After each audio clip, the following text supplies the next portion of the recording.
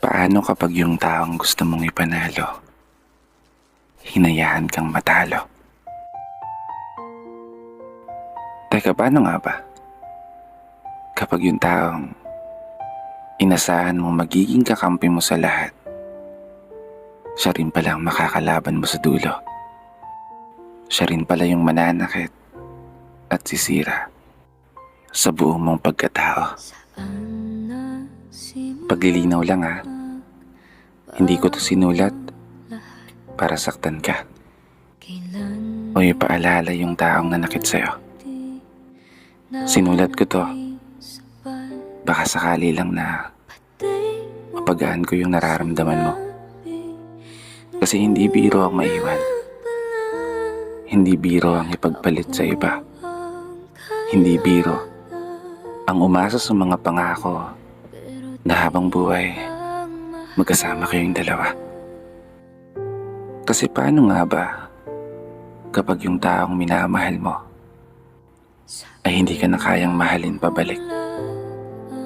Paano nga ba kapag tuluyan ang nanlamig yung dating mainit at matatamis na halik?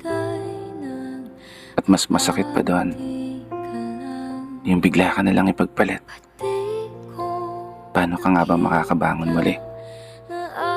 Paano nga ba paihilumin yung sugat kung sa tuwing ipinipikit ang mga mata ay palaging imahe mo pa rin ang siyang bumabalik? Oo, naiintindihan kita sa punto na mahirap naman talaga kalimutan agad yung taong minahal mo ng sobra. Mahirap naman talaga muling maging masaya kung nasanay ka na siya ang palagi mong kasama. Pero wala ka ng ibang magagawa kundi kailangan mong tanggapin ang lahat at maging matatag hanggang sa araw na humilom ang mga sugat at muling makausad na sa paglalakad ay wala ka ng lilingunin na alaala. Magiging okay ka rin balang araw.